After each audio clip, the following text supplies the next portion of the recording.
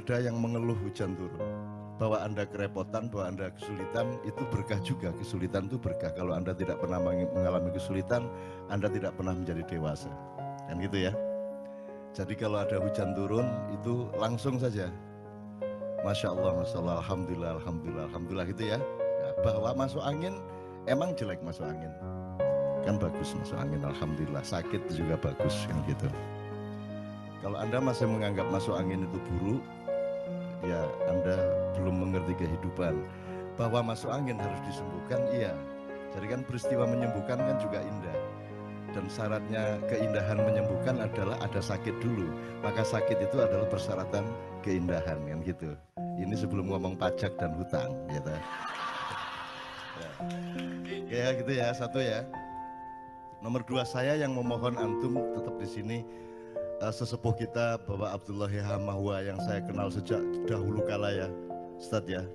Saya kenal beliau sejak dahulu kala dan ini harus kita takzimi sebagai salah satu rujukan sejarah kita, termasuk rujukan-rujukan pengetahuan dan jurisprudensi ilmu-ilmu tentang keindonesiaan, karena beliau lebih berpengalaman dibanding kita semua.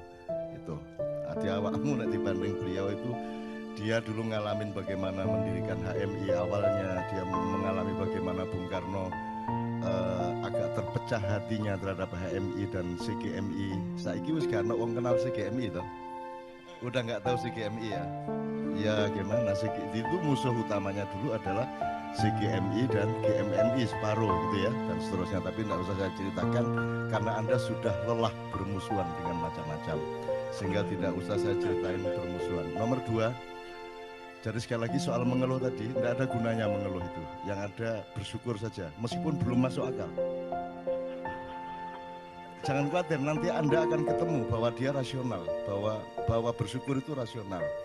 Jadi tidak usah faham dulu baru bersyukur, bersyukur saja dulu supaya Anda faham. Jadi ini logika-logika yang dia keluhkan tadi itu tidak akan tercapai karena kalau tidak ada manusia Indonesia baru yang mencoba memperbaiki kembali logikanya. Jadi alhamdulillah Ma'iyah ini saya sudah melihat bulan-bulan terakhir ini yang disebut kaumun akhir. Jadi Allah tidak perlu menghancurkan bangsa Indonesia untuk kemudian dikasih kaum yang baru, umat yang baru untuk membangunnya. Di tengah kehancuran ini juga sudah lahir manusia baru seperti Anda, seperti Arek Gendeng Malang Putih, Setiawan Iku Mangsa Piturute, itu manusia baru, itu hibrida baru Indonesia.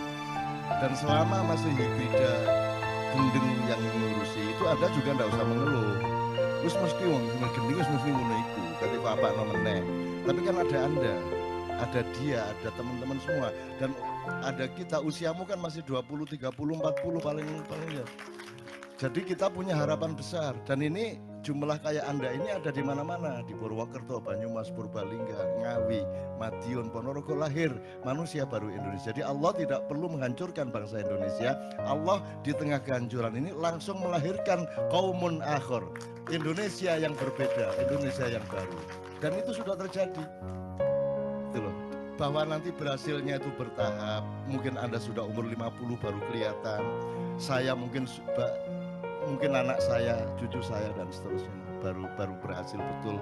Loh, ini kan komplikasi penyakitnya luar biasa. Dan Anda tadi itu digaram-garami sama Anda sehingga anak Malang itu gak tahan. Wis loro dikei lombok meneh. Wis seru aku iki nek gendeng wis seru.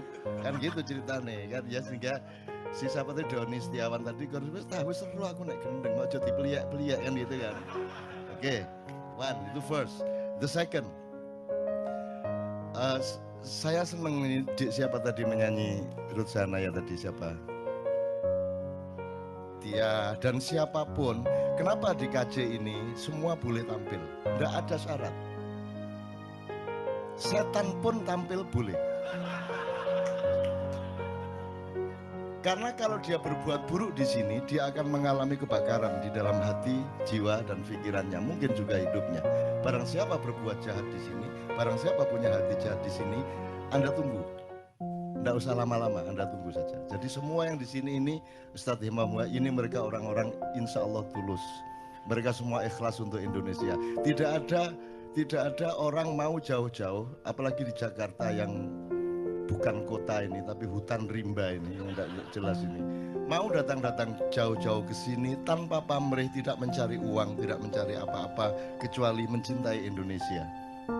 Masa Allah tidak akan membuat Anda hidup lebih berperan dan lebih sumringah di masa yang akan datang. Jadi ini mereka insya Allah tulus semua. Nah, setan pun kalau dia tampil di sini itu mau tidak mau dia harus berbuat baik. Jadi Anda pengennya setan berbuat baik atau berbuat buruk? Benar. Karena Anda maunya setan itu buruk toh. Ya toh? Dan Anda sudah klaim dengan stigma setan itu buruk. Nah itu kan salah Anda ngomong gitu. Setannya mengeluh sama saya. Cak, saya ini disuruh Allah ini saya jadi setan ini. Saya ini cuma taat. Saya tidak punya kemungkinan lain. Sama dengan malaikat tidak punya kemungkinan lain. Manusia dan jin punya kemungkinan. Faman syaa falyu'min, faman syaa falyakfur. Kalau kamu mau percaya, percaya. Kalau mau khianat, khianat. Kalau kamu mau baik, baiklah. Kalau mau buruk, buruklah dengan resiko masing-masing. Kita punya demokrasi dari Allah. Setan tidak punya. Lebih beruntung mana Anda Pak setan? Kan lebih beruntung Anda. Makanya saya itu tidak tega sama setan. Kalau sholat, kalau saya kebetulan jadi imam, saya tidak ngomong ayo softnya dirapatkan supaya tidak diisi setan. Saya tidak tega.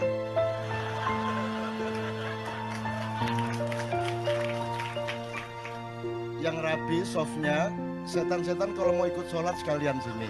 Nah gitu saya. Saya tanya, apakah ada makhluk di muka bumi ini yang tidak kembali ke Allah?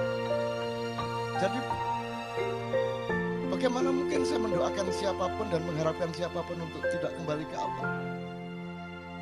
Kemudian Anda dibiaskan oleh Allah sendiri supaya Anda diuji fokus sama Allah apa tidak dengan dikasih idiom neraka dan surga. Terus Anda semua itu pokoknya enggak pakai mikir, pengen ke surga semua. Saya kasih tahu, surga itu sepi banget. Anda ke sana nanti kesepian.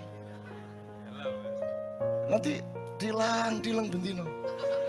Isinya cuman siapa? Paling Hizbut Tahrir, MTA, Wahabi Salafiyah baru ya, LDII, ya NU, Muhammadiyah, Syiah, semua neraka. Jangankan lagi Kristen, Buddha, Hindu, semua di neraka. Lah kok kamu mau masuk surga itu gimana? Nggak punya teman, sudah masuk surga nanti Anda disuruh jenggoten lagi. Iya coba. Bener nggak? Apa yang membuat kamu ingin masuk surga itu apa? Di sana jelas isinya kan sudah jelas toh. ISIS masuk surga, ya toh. HMI sekarang belum tentu masuk surga.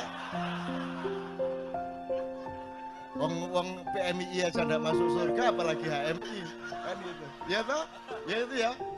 Oh, PMI bisa selawatan aja tidak masuk surga, apalagi HMI yang bisanya intelektual modern toh, kan gitu. Nah, ini kalau pakai cara berpikir yang terjadi sekarang loh ya, surga itu sepi, jadi Anda tidak usah mikirin surga menurut saya, tidak usah mikirin neraka, pikirkan Allah, tujukan dirimu kepada Allah, gitu loh. Udah, nanti saya akan pelan-pelan memberi contoh soal itu supaya ini cepat saya berdialektika sama beliau-beliau. Saya ulangi lagi, kenapa kok di sini boleh tampil siapa saja? Dan Anda datang ke sini tanpa syarat harus berpakaian ini, harus tidak ada syarat apa-apa. Gila apa? Allah saja menghamparkan bumi untuk semua makhluknya tanpa syarat kok. Masa kaji memberi syarat-syarat? Ya syaratnya nek iso nek pas ono kotak liwat yo senono lah. Ya mek ikut tok lah rek. Itu juga bukan syarat, itu cuma ekonomi kok cik bajute. Badok tok gak tau bayar. Ya gitu ya. Oke. Karena gini teman-teman sekalian. Dulu anak saya Sabrang, ketika saya ngurusin peralihan dari Orba ke Reformasi, saya kan tinggal di Kelapa Gading. Dan ketika itulah Sabrang minta kuliah di luar negeri dan dia akhirnya dia milih Kanada. Kemudian tiba-tiba krisis, dolar naik sampai 10.000, 15.000 dan seterusnya, sehingga saya email sama Brang, ini aku nggak bisa melanjutkan lagi, nggak mungkin saya membiayai kamu di Kanada, saya sendiri nggak jelas kerjaannya, dan sekarang rupiah sedang anjlok luar biasa, jadi saya mohon maaf tidak bisa mensupport kamu kuliah di Kanada. Terus Sabrang menjawab dengan santai, oke saya pulang ke Indonesia, nggak ada masalah, saya nggak kuliah di luar negeri, tapi satu syaratnya, kata Sabrang. Apa? Jangan disuruh kuliah di Indonesia. Itu syaratnya Sabrang. Lah terus piye Brang? Ya pokoknya ya saya pulang, tapi enggak, jangan saya terus dikuliahkan di Indonesia, enggak mau saya. Kenapa? Ada bedanya kuliah di Indonesia dan di Kanada, dia bilang. Apa bedanya Brang? Kalau di Indonesia, Anda harus menjadi orang hebat, baru Anda boleh tampil. Gitu kan? Betul enggak? Kalau di Kanada, orang semua boleh tampil supaya publik tahu dia hebat apa tidak. Betul enggak? Nah, KC ini beda dengan Republik Gendeng tadi. Kalau di Republik Gendeng tadi direkayasa seolah-olah hebat, kan gitu kan? Seluruhnya mekanisme seperti itu. Jadi sebelum itu dibereskan, utang tadi itu nggak bisa kita bereskan. Memang siapa yang mau beresin? Oh, mereka maunya gitu kok. Mereka itu maunya gitu kok. Gitu loh. Nah terus di KC kan begitu. Ini mohon PR untuk Anda semua. Jadi Ustadz Nur Somad, kan kalau nggak salah seimam siapa ya? Yang Alexandria kita ke sana, yang Burda, Busiri ya. Kan ada Muhammadun Basyarun, walaisa kal basari, bal huwa yakut bainal hajari.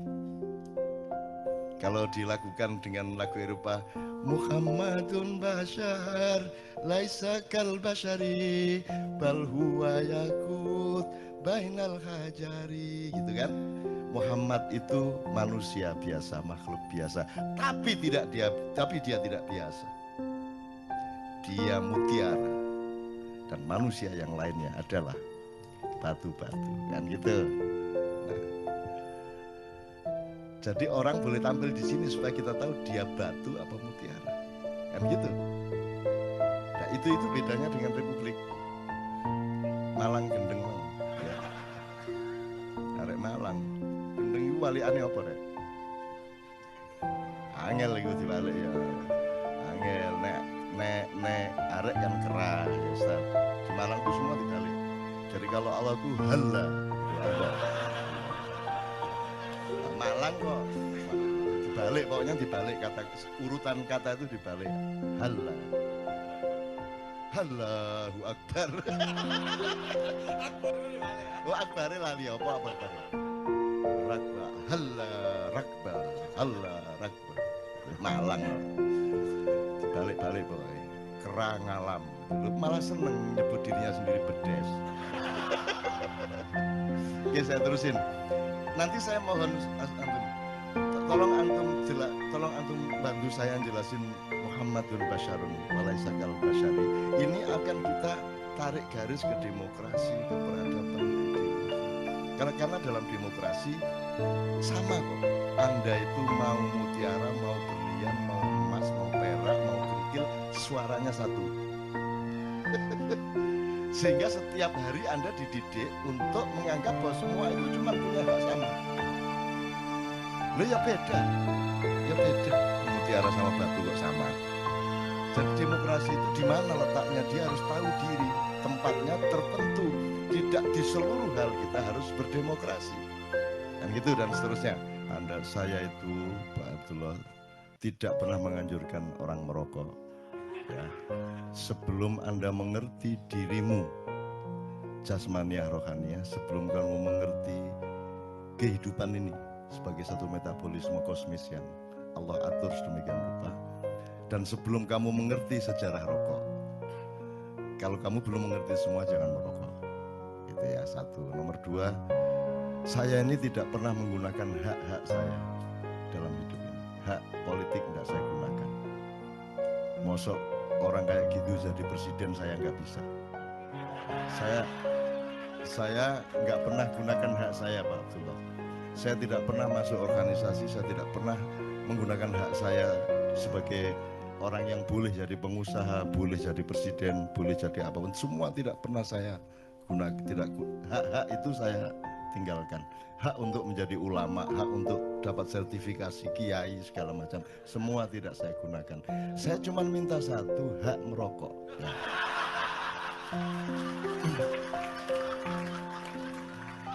Itu pun saya berani tanding maraton lawan para orang yang tidak merokok dengan usia yang sama. Artinya kalau melewati fit and proper test lari 3 km, 10 km silakan gitu. Tapi saya masih berani ya. Dengan enggak sama anak muda juga berani saya. Ya. Wanita teman-teman.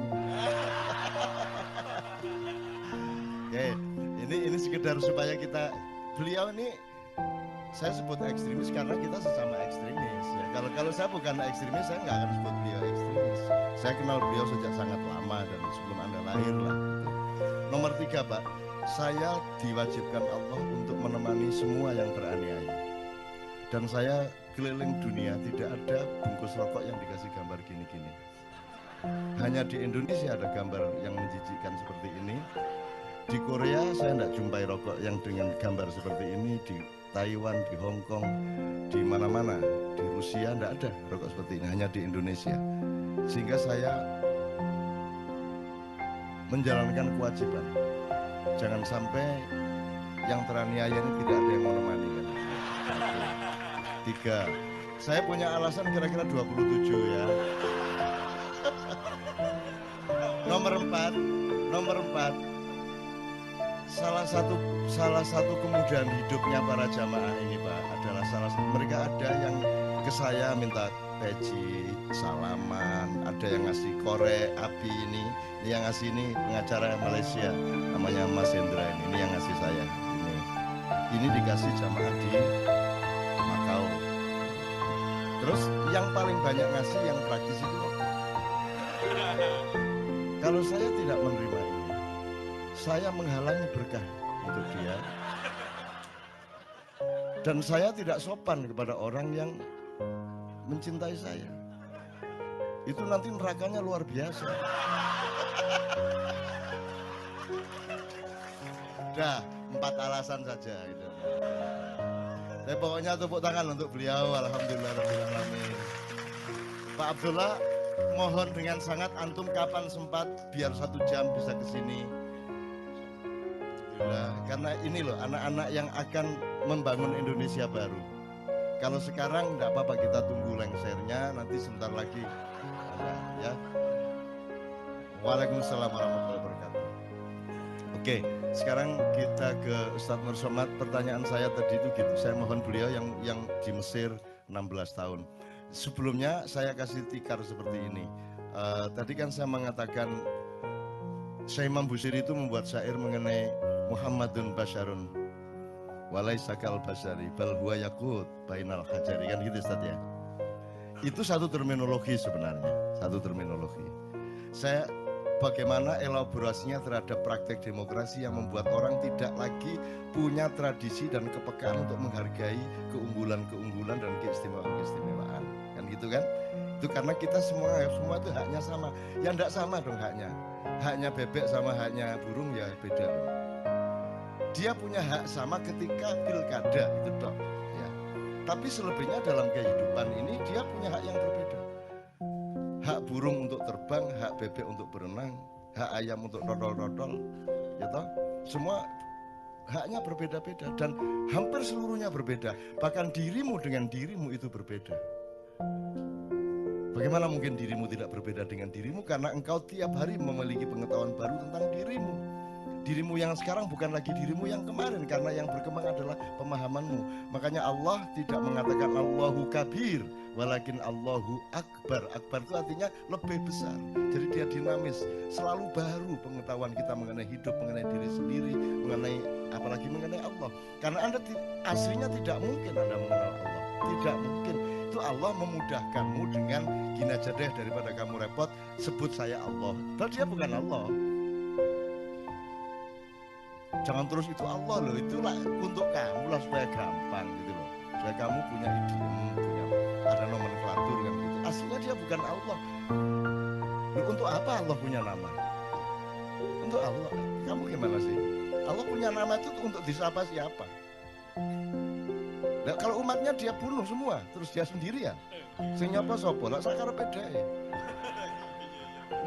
Emang Allah punya teman siapa? Sehingga dia butuh nama untuk disebut, untuk dipanggil. Dia tidak butuh apa-apa. Tidak perlu apa-apa. Makanya Ustaz Abdullah mengatakan kita masuk surga bukan karena kehebatan kita, ibadah kita, tetapi karena rahmat Allah. Sama dengan Allah adil kepada kita. Emang dia punya kewajiban untuk adil? Nah ya, apa posisi selain Allah untuk menempatkan Allah pada suatu kewajiban? Allah tidak punya kewajiban apa-apa, dia hanya punya hak. Dan manusia tidak punya hak apa-apa, dia hanya punya kewajiban. Jadi hak asasi manusia itu yang merusak pikiran Anda selama ini. Hak opo dul? Wong kon niku nesing gak iso gawe dhewe. Iso takon menciptakan metabolisme sehingga kamu mengurai mana protein, mana karbohidrat, mana sampah. Terus kalau kamu sama Tuhan udah saya kasih badan urus sendiri. Coba kalau gitu gimana? Bisa enggak? Kan enggak bisa. Kamu melahirkan bayi dan semua bayi di muka bumi ini oleh Allah diseragamkan nangis begitu keluar. Bayangin kalau Allah bikin anomali. Orang bayi metu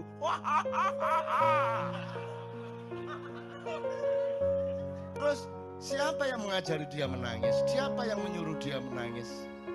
Siapa yang mengajari itu artinya menggerakkan tenggorokannya, urat sarafnya di mulut, di leher, sedemikian rupa sehingga menghasilkan tangis.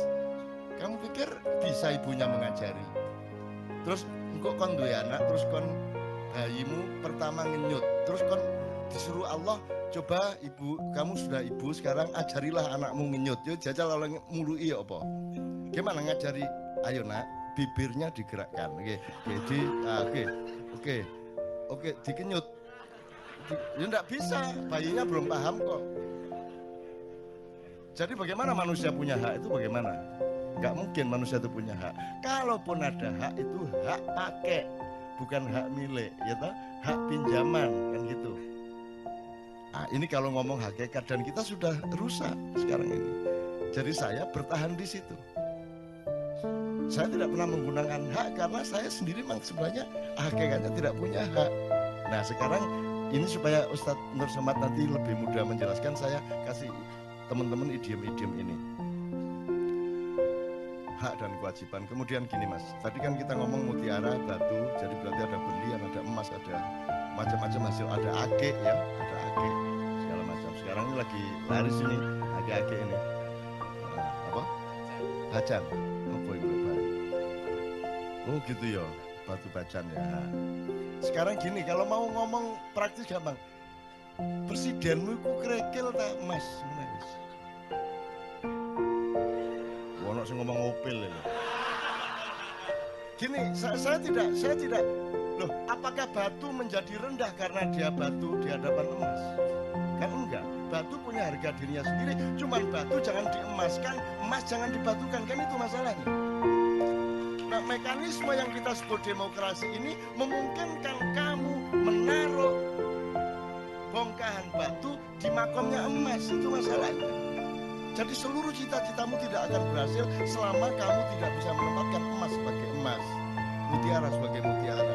Dan di sini Anda menemukan mutiara di dalam dirimu.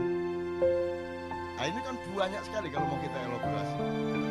Kan kalau pakai istilah lain gini, di dalam bahasa Arab ada istilah man yu'allimul jalis. Ya, siapa yang naruh keliling-keliling di lehernya kucing. Ini sing arek pesantren dulu ya. Jadi gini, tikus itu pusing karena asal dia mau makan, kucing datang makanannya direbut. Setelah berlangsung sekian bulan, akhirnya para tikus ini seminar. Yuk kita runding. Ini gimana supaya makanan kita nggak dirampok terus sama kucing. Akhirnya disimpulkan, oh kalau gitu gini aja. Kesimpulan seminar, di lehernya kucing itu ditaruh bunyi-bunyian, gelindingan. Wah semua sip, begitu kucing nanti mau datang pasti terdengar, sehingga kita bisa menyelamatkan makanan kita. Lega, mereka terus pulang ke lorong masing-masing. Sampai di tempatnya mereka berpikir, siapa yang masang nanti ya? Ayo kalau ngomong utang kayak ngono iku mang, iku terus sopo sing kate ngatasi iku sopo? Kalau kita tidak ciptakan manusia-manusia Indonesia baru seperti yang ada di hadapanmu ini. Mereka adalah yang akan yu'alikul jaros. Mereka yang akan menaruh kelindingan di lehernya kucing. Kan gitu kira-kira. Nah, Anda tetap dengan konsentrasi itu jadi dirungono arek Malang. Ya bapak, arek Malang wis ngelundase. Karena lulusnya orang Indonesia itu bukan kalau dia menjadi arif. Itu kalau dia menjadi arif, dia sudah menjadi seperti Pak Abdullah bilang, mungkin dia sudah ekstremis. Lulusnya orang Indonesia kalau sudah putus asa itu baru lulus, dia dapat ijazah. Itu loh. Ini gurung putus asa berarti gurung masalah. Karena seluruh masalah ini tidak mungkin Anda selesaikan sendiri. Tidak mungkin Anda segera susun presiden dan kabinetnya yang bisa mengatasi yang Anda gelisahkan tadi. Iso kon nyusun ayo. Ayo sopo presidennya wis. Sopo menterine, sopo BUMN, sopo iki, sopo. Bisa kamu susun itu? Temukan mutiara-mutiara Indonesia. Bisa nggak kamu susun? Sama-sama itu sopo. Sama-sama itu sopo. Harus jelas menterinya siapa. Bisa nggak kamu temukan sekarang? Maksudnya kita susun bersama-sama. Nah, artinya kamu sendiri nggak punya konsep tentang kabinet yang itu. Yang gue iki kon. Ya, sekarang gini aja, man yu'alikul jaros. Semua kamu keluhkan bener, kata temen si Dodi Setiawan tadi mengatakan, wis seru aku wis iki wis gendeng kabeh iki wis ya. Oke, kan harus kita atasi apa saja dan siapa saja yang diperlukan to solve the problem. Ya, kan tidak bisa toh hari ini bisa. Ada kemungkinan ya hari ini. Tidak ada. Bulan depan, tahun depan, 3 tahun lagi. Nah, iya belum toh. Belum bisa terjadi karena persyaratannya tidak kita identifikasi. Persyaratannya satu, siapa, mutiara apa kerikil yang kamu taruh sebagai pemimpin, kan gitu. Bagaimana ada mekanisme politik yang memungkinkan mutiara di tempat mutiara, kerikil di tempat kerikil, dan belum ada mekanisme demokrasi yang seperti itu. Satu. Nomor dua, apa yang dibutuhkan setelah siapa? Apa itu? Menurut kamu ini negara apa bukan? Ini NKRI. Kalau lihat prakteknya, ngaku aja.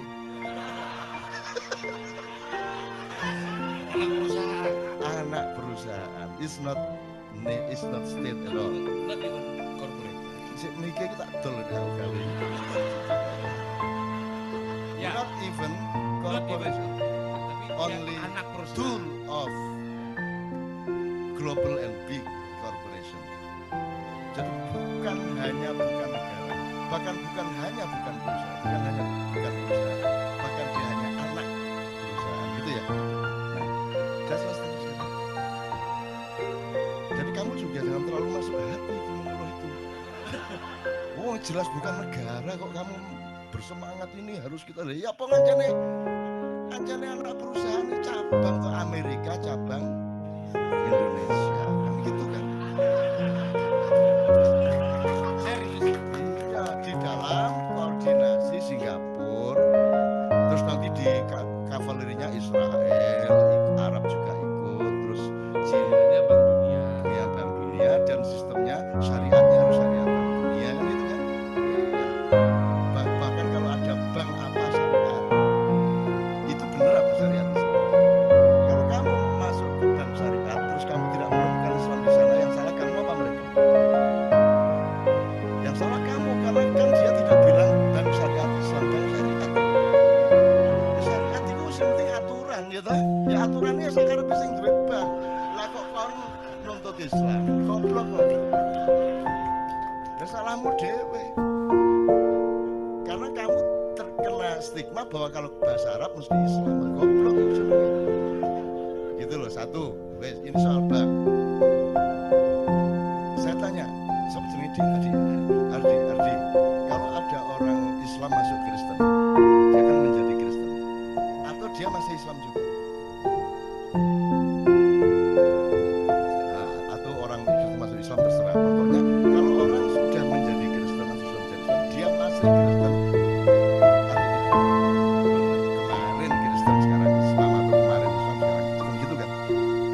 masalah prinsip. Sekarang saya tanya, perbankan itu masalah prinsip atau bukan? Bukan. Loh, komersial itu tidak prinsip.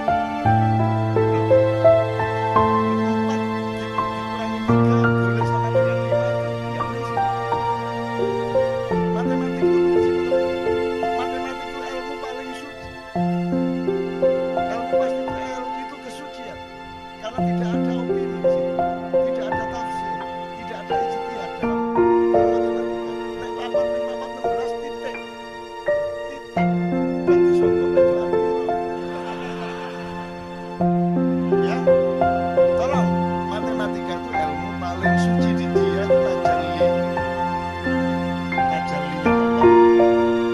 Ya. Itu matematika. Iya. Ya. Jadi saya kembalikan ke pertanyaan kepada Anda tadi. Ya, syariat. Sekarang ini orang New Zealandia, orang bukan negara syariat. Dan dakwah terus saja darurat tidak masalah.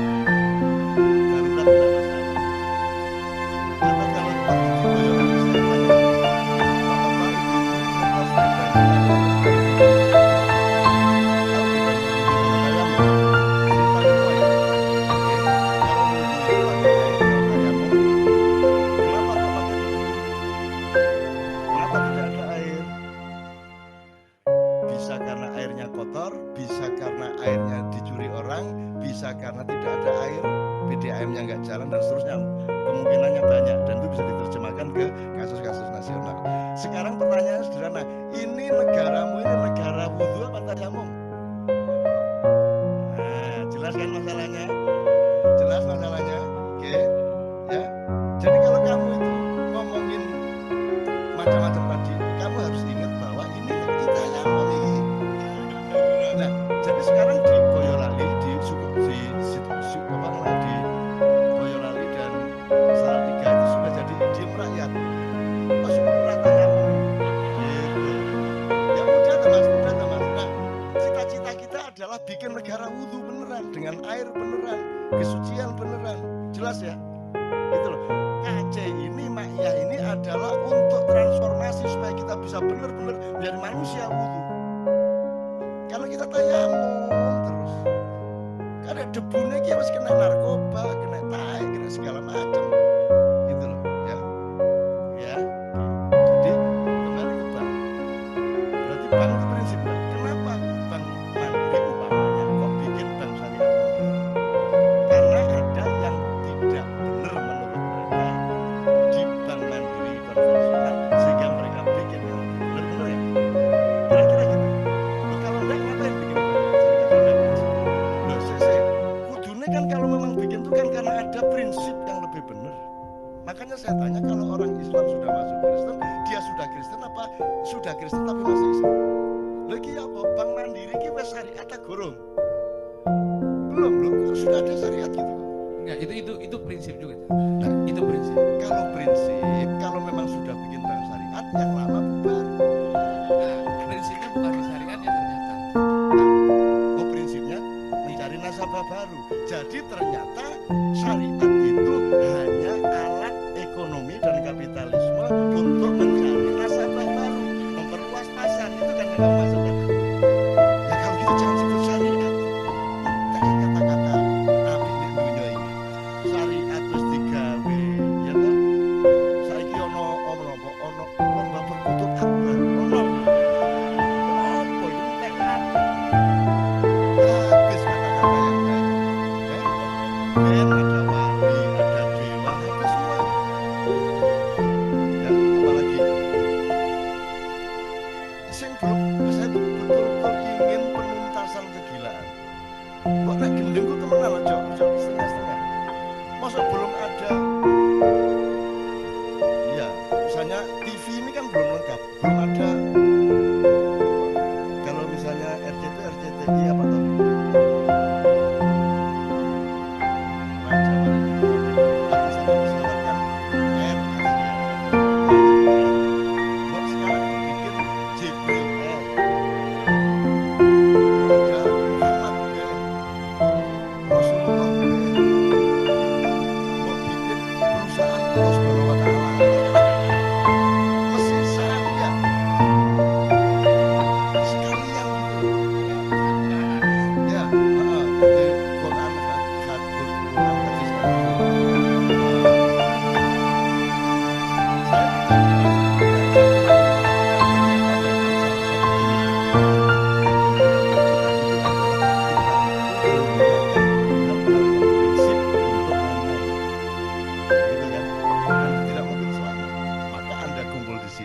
Karena Anda dicalonkan Allah untuk menjadi penyelamat seluruh bangsa Nusantara.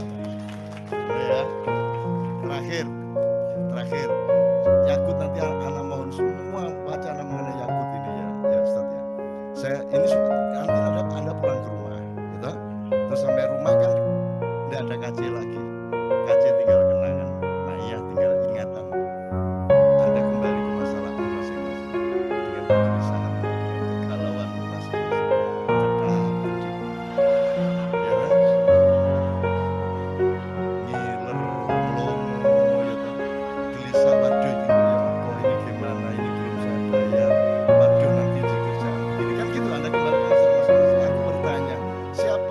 Yang memperhatikan bahwa engkau sedang galau. Apakah Indonesia tahu Anda galau? Apakah negara ini tahu engkau galau? Apakah pemerintah concern terhadap galau? Apakah ada ulama-ulama yang ada di dalam file dan kenangan hatinya bahwa umatnya galau? Kamu akan sendirian nanti di rumah masing-masing. Maka kamu harus punya sahabat sejati dalam hidupmu, sehingga dimanapun kau berada dalam keadaan apapun saja, kau memiliki teman. Dan siapakah temanmu yang sejati itu?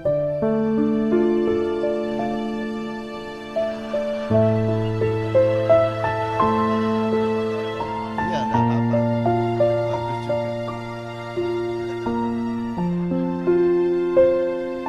Karena kalau handphone juga terus pasti tiga demo, ya. Kasih cara ngobrol di kamar.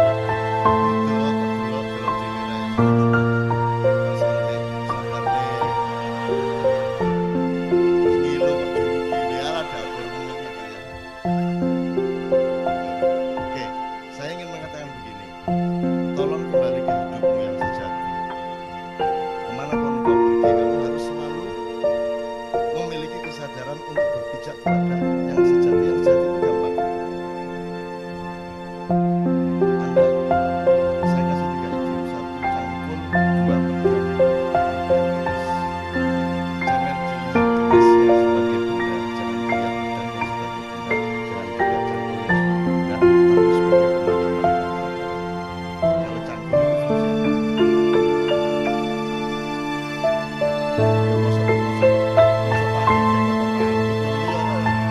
maksud saya dia berfungsi apa?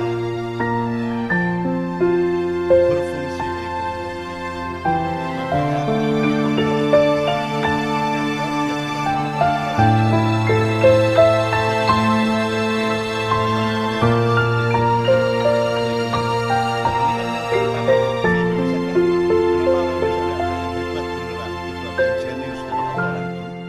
Karena orang Indonesia itu bisa apa saja, ya, bisa apa saja, tapi cita-citanya salah.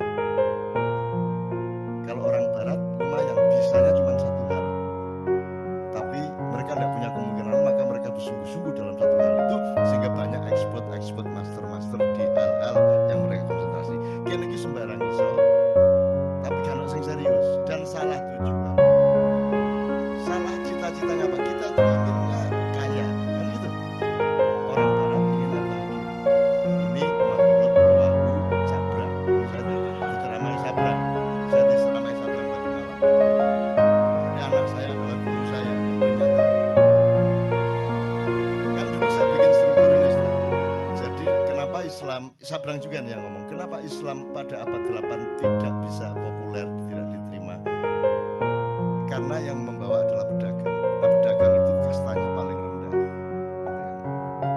Tapi ketika Islam yang membawa adalah para syekh, para ulama, para Maulana Maktul Ibrahim dan seterusnya sampai Sunan Giri, sampai Sunan Kalijogo, semua orang pada masuk Islam karena mereka percaya kepada begawan, mereka percaya kepada Bangsa, mereka percaya kepada keris dalam tanda petik, ya nanti tolong diingetin untuk kembali ke keris. Mereka percaya kepada orang mulia, orang yang menjadi pusaka bagi orang banyak. Kemudian sekarang kita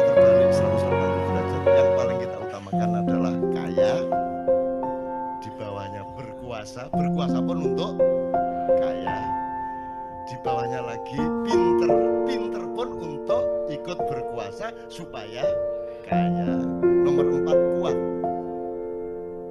Kuat itu punya kekuatan, punya akses, punya kesaktian, punya apa. Itu pun untuk supaya dia ikut berkuasa, supaya kaya lah. Jadi cita-cita kaya. Terus terkenal, populer. Populer kan nyata bahwa populer itu menerobos seluruh kriteria-kriteria kualitas hidup, sehingga seorang artis seksi itu bisa mencalonkan diri jadi wakil bupati. Jadi tidak ada rasionalitas dan alur nalarnya sama sekali secara politik dan kualitas demokrasi. Pokoknya terkenal di koran, dia bisa nyalonin diri jadi pejabat. Caleg-caleg anggota DPR kita banyak yang melewati jalur nalang tadi. Itu ya. Karena kita sudah terbalik sama sekali. Teman-teman sekalian. Nah, dalam keadaan seperti ini Anda tidak mungkin berubah keadaan. Maka kita harus menciptakan manusia baru. Nah, manusia baru ini saya kasih idiom tadi, keris, pedang, cangkul. Cangkul udah kita tahu fungsi ekonomi.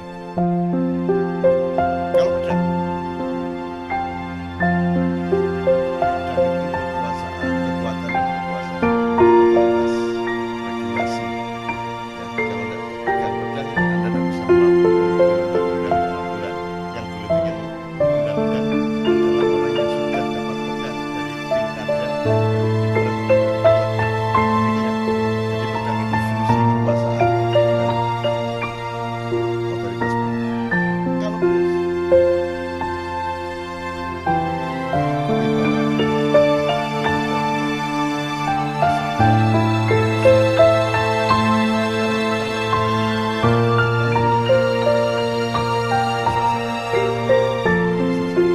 kamu kuliah untuk cangkul dapat lulus. Dah, sekitar ini, kon mulai. Ayo pertanyakan kembali dirimu masing-masing. Kamu mengerjakan semua itu untuk cangkul. Kalau yang di seluruh Indonesia tadi kan semua untuk cangkul. Nah, kamu sekarang bertanya kepada dirimu masing-masing. Kamu itu kuliah jadi dokter apa segala macam, kerja macam-macam itu untuk cangkul apa untuk pedang apa untuk keris? Ketiga-tiganya iya, tetapi harus ada aksentuasi. Nah, monggo, ini pilihan masing-masing. Saya tidak mengajarkan apa-apa, cuman tolong diketahui. Apakah orang yang punya cangkul yang di desa-desa pasti punya pedang? Belum tentu punya pedang. Tapi Anda lihat semua orang yang punya pedang pasti punya cangkul, benar nggak? Jadi kalau kamu semua mengerjakan semua itu untuk cangkul, goblok kamu. Mestinya kamu cari untuk pedang. Karena dengan pedang kamu pasti dapat pedang dan cangkul pasti kena. Gitu loh. Kalau orang punya pedang, punya cangkul, belum tentu punya keris. Tapi kalau orang sudah punya keris, dia pasti punya pedang, dia pasti punya cangkul. Jadi sekarang kamu mau apa? Kalau kamu cari keris, cari pusaka hidup, cari kepribadian hidup, cari integritas kata orang sekarang, yang beneran gitu ya, maka otomatis kamu punya pedang, otomatis kamu punya cangkul. Tapi orang se-Indonesia tadi, karena tidak punya keris lagi, ibarat konstitusi tidak punya majelis rakyat lagi, yang ada majelis perwakilan. Kita tidak punya panembahan, tidak punya musyawarah. Karena orang sudah tidak mengerti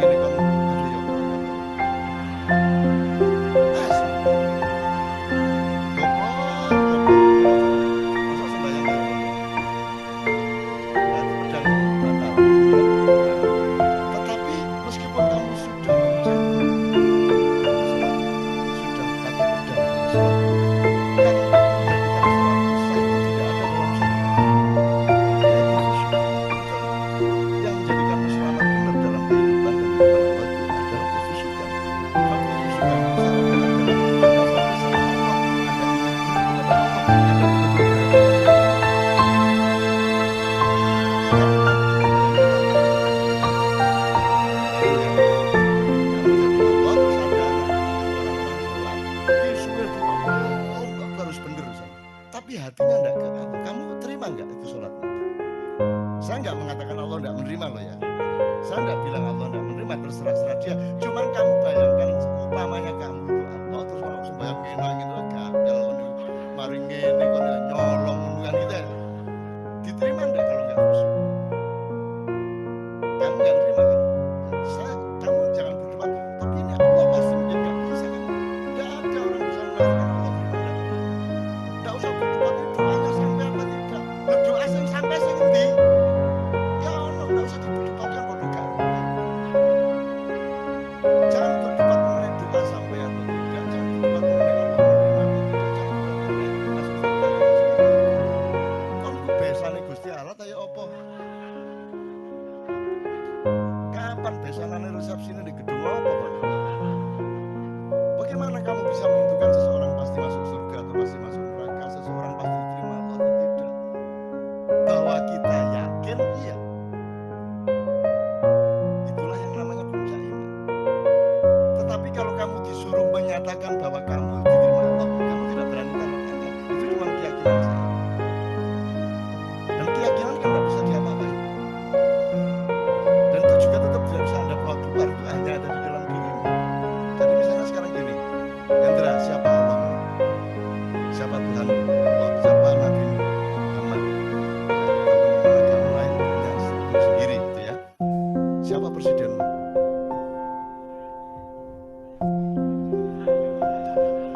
Umpamanya ya.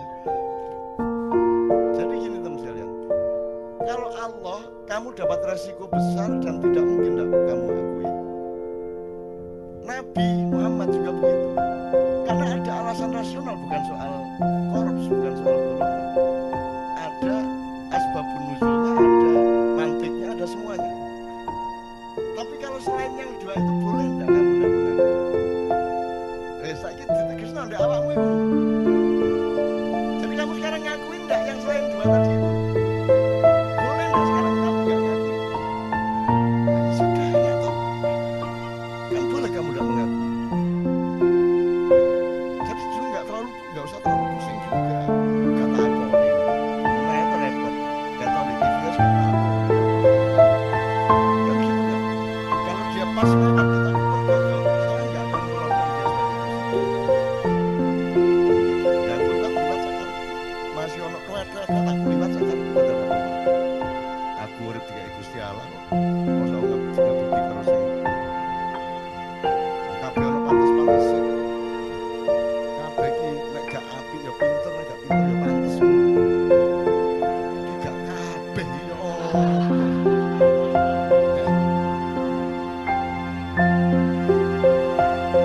Lucu gak pinter gak apa-apa. Gak ayu gak apa-apa angger ngabukti gak kabeh.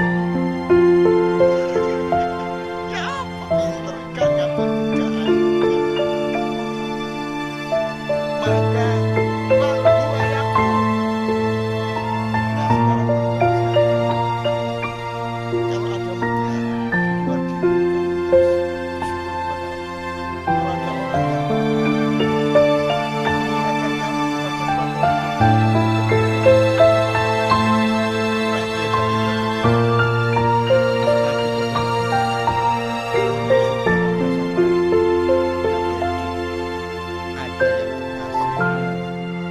kasihnya Allah, ada yang sahabat karibnya Allah, ada yang juru bicaranya Allah, ada yang sembilihannya Allah, kan gitu.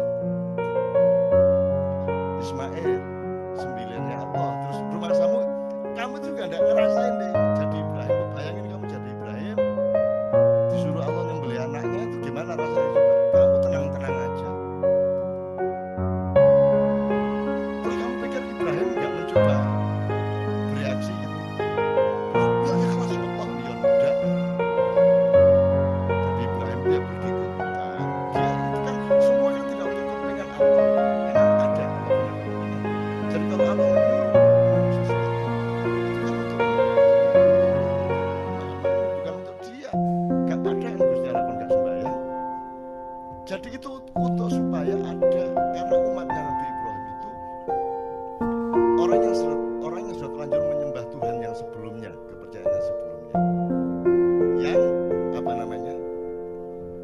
tradisinya berbeda dengan yang ditawarkan oleh Nabi Ibrahim. Nah, untuk merubah tradisi dan meyakinkan mereka kepada tradisi baru itu harus ada praktek ikhlas membunuh anak. Jadi Nabi Ibrahim yo jane gak kuat rek, matane ngaplok arek gak kuat ya. Jadi dia nang alas naik gunung sama Ismail sama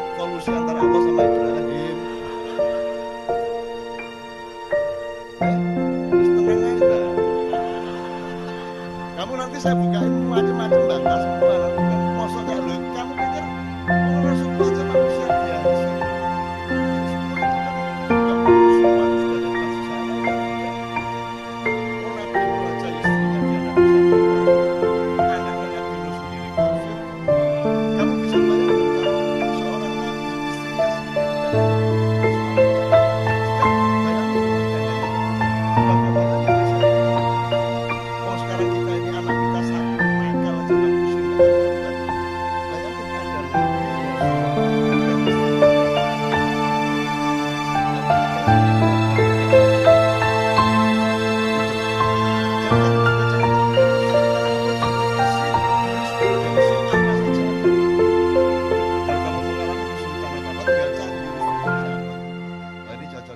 Nabi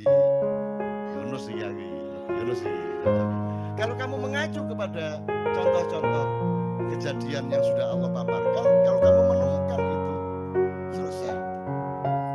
Kamu akan mentertawakan dirimu ngene kok kalau gak masalah. Ini banyak kalau saya buka Anda bingung nanti. Banyak Rasulullah. Misalnya Rasulullah pernah mengganjal batu supaya tidak orang nggak mikir cak Isa ganjal batu tangga.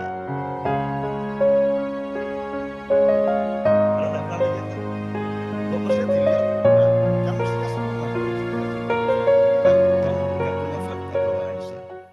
Jangan-jangan beliau lapar itu karena Aisyah lupa nawari makan. Loh, salah satu kemungkinannya loh ya. Mungkin Aisyah pas kurang care. Lah Rasulullah kan mau bilang Aisyah saya belum makan, tidak berani dia. Kan Rasulullah lembut sama istrinya, dia sangat hati-hati menjaga perasaan istrinya. Akhirnya mergo bojone gak nawan-nawan ya pasti bingung kan tak ceritanya akeh. Wes banyak banget gini-gini kira. Kita buka di didik bahaya. Jaga teman-teman bingung dulu ya. Ya teman-teman sekalian ya mohon maaf Ustaz kalau anak agak-agak ini bukan tujuannya bukan mau kritik. Tujuannya supaya Anda mengetahui betapa banyak paradoks di dalam hidup yang Allah sengaja menciptakan dalam hidupmu. Sehingga kamu jangan kaget sama paradoks itu. Tapi kalau kamu berdialektika dengan cara berpikir ma'iyah yang siklikal, yang spiral, yang penuh tikungan, penuh lipatan, dan Anda terbiasa dengan itu, maka seluruh yang kamu alami itu nanti akan bisa dieliminir menjadi berkah, menjadi rasa syukur, akan semua menjadi baik bagi hidupmu. Gitu loh maksud saya. Itu contoh-contoh, bukan saya terus menafsirkan gini, enggak. Saya itu cuma orang di depan saya itu supaya lebih bisa menghandle hidupnya menjadi lebih mudah.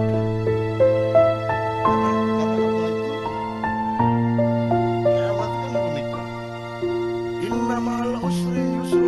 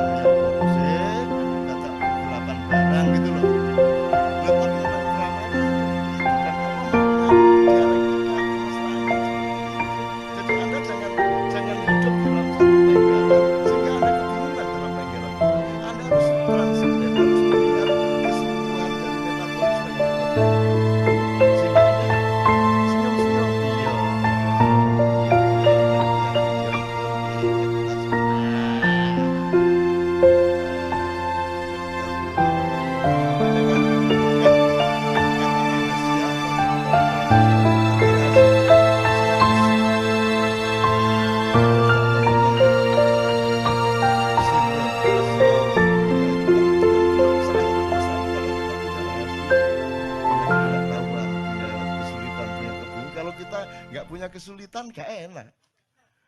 Makanya ya saya doakan mudah Anda penuh kesulitan hidup Anda.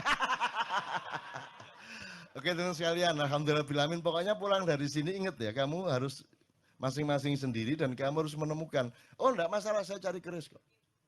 Saya cari keris. Dan pasti pedangnya dapat, pasti cangkulnya dapat. Percaya itu. Percaya. Kamu kalau enggak percaya itu ya dapat. Acul gak bisa macul. Menurut dia, pemerintahmu iso macul tak? Dikon macul. Enggak, maksudnya Pacul itu kan manajemen ekonomi, manajemen fiskal, keuangan, whatever, ya toh. Nah, menurut kamu pemerintahan kita yang paling pinter nyangkul yang mana?